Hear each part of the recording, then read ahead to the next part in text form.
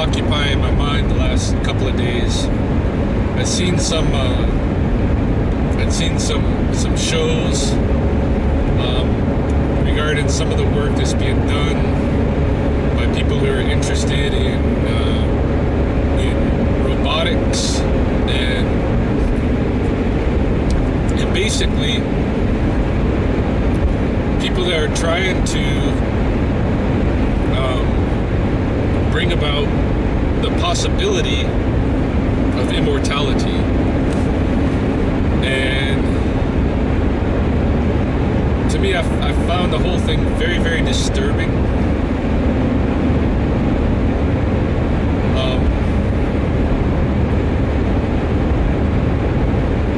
And it's not a new pursuit. You know, I think I've talked about before people that are all consumed with trying to create legacy, trying to create a lasting legacy so that their names will go down in history and what have you. In fact, even the other day I gave a presentation last weekend to some naturalists, and I mentioned this lizard that my wife and I have seen on the Blood Reserve and in Blackfoot. That lizard is called Bonasai, and it's kind of a larger, almost like chuckwalla looking lizard. But according to the herpetologists, there's no such lizard in southern Alberta. And you know, I know there is because I've seen it with my own eyes. But the scientists say no, there is no such thing. In any case, one of the guys who's one of the naturalists wrote me back because he was interested in following up a little bit on this lizard. And one of the things he said to me was, maybe you should try to find one and catch it, so then it can be, you know, named as a new species, and you can name it after yourself, and then your name will go down in history. You know, I find this kind of thing so ridiculous, because none of us are going to have a legacy that's lasting in that way, that we need to have our names or our story or something like that remembered for all time. I mean, I've been a big journal writer since I was like about 12 years old, and in that activity of writing journals, keeping journal or diary or this kind of thing, in that kind of activity, there is this, I think underlying it, there is this some of that quest for legacy, immortality. Recently, I have not been keeping that, and I think some of the social networks have been a transition for me, because it's still like journaling for me, the way that I engage with the social networks, but it's live and it's communicative, and that sense of the everlasting record of my life is no longer there. I'm not concerned with that anymore, and I think that's a good thing. Although others have been kind of like the naturalists in particular have been a little bit bothered by my change, because a lot of them have been following some of my journals. They were being published by Alberta Nature magazine. A lot of my field notes and this kind of thing, and then I led up on the writing and the note taking. I started using more video to capture what I'm seeing, and they'd prefer to have the writing. But anyway, immortality. So you got these rich guys. Bankrolling all kind of developments in robotics and in the idea of like putting your what would you call it? Your cognition, your personal cognition and memory, your mind somehow putting that into a computer so that it can continue beyond your death. Creating avatars for people, creating all kinds of like exoskeletons and stuff like this, so that people can, like Iron Man, you can carry more than you're supposed to be able to carry. You can move in ways that you're not supposed to be able to move.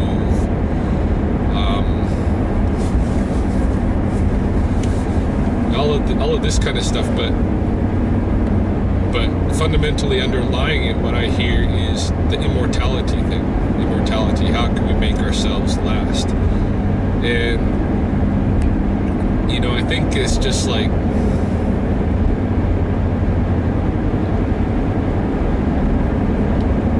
why do we think that we need to last? Why does anyone think that we're that important that we need to stick around ourselves?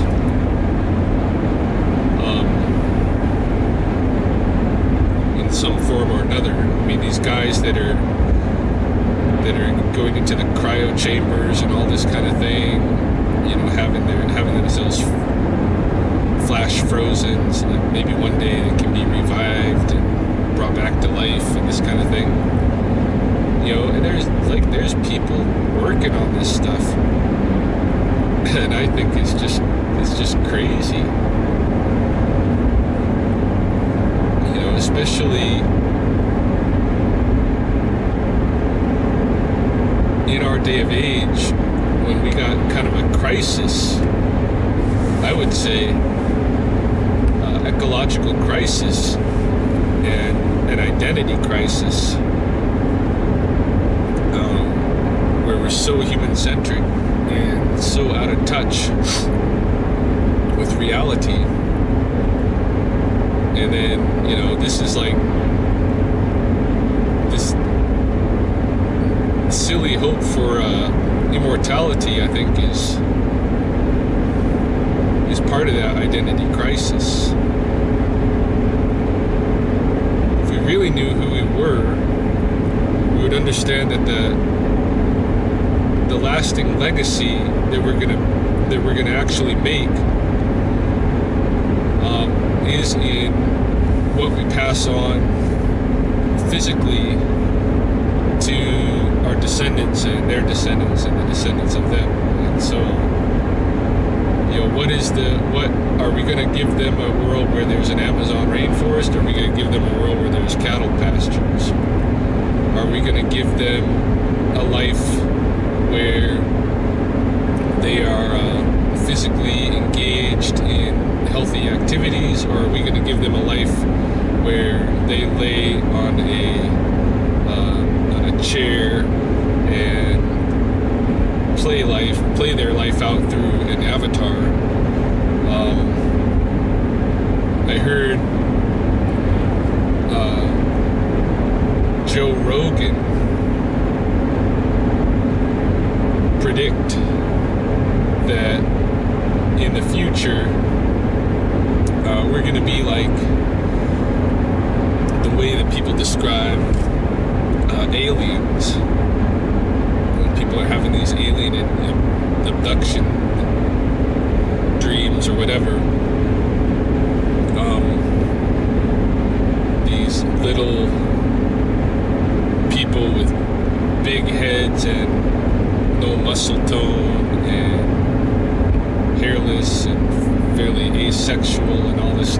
this is maybe where our culture is leading us toward becoming these kind of creatures. And, you know, I don't doubt that. And that kind of like, I got a different vision for what we could be. I got a vision. In my vision, what we could be is we could be the most keystone species in every ecological habitat niche where we reside. It would require not a global culture, but unique cultures to localized places, much like what existed before Europe started colonizing the world. And we could be doing things that will lead our species to be, you know, our descendants to have physical capabilities that are way beyond what we have, sensory capabilities that are way beyond what we have.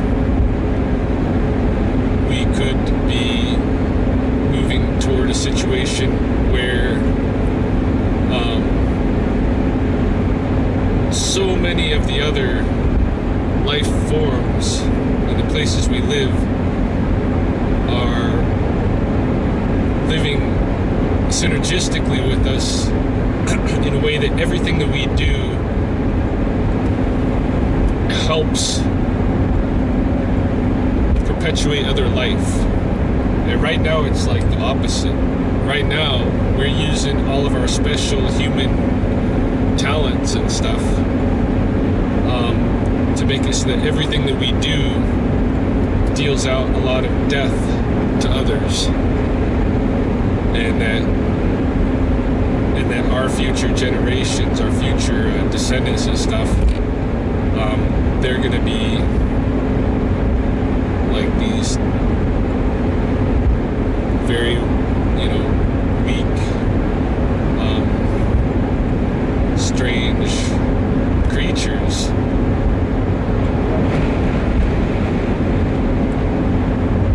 I don't know. In a way, I don't really care about survival so much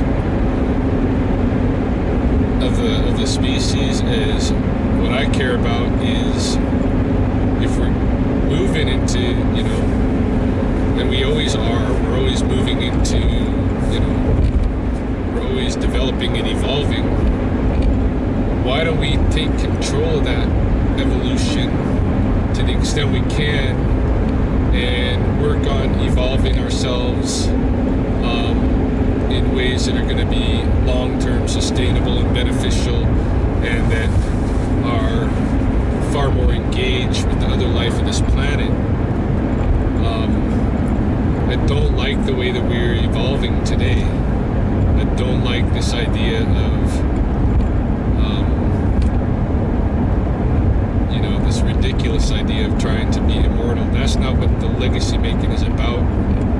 It's about what is the physical properties of self and ecology that you're leaving for the future generations, whether they be human or what have you. So anyway, that is some of the stuff I was thinking about.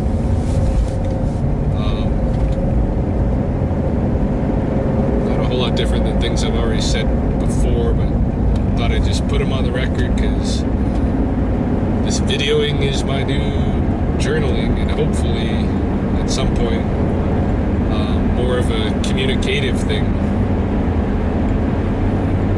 than just a record.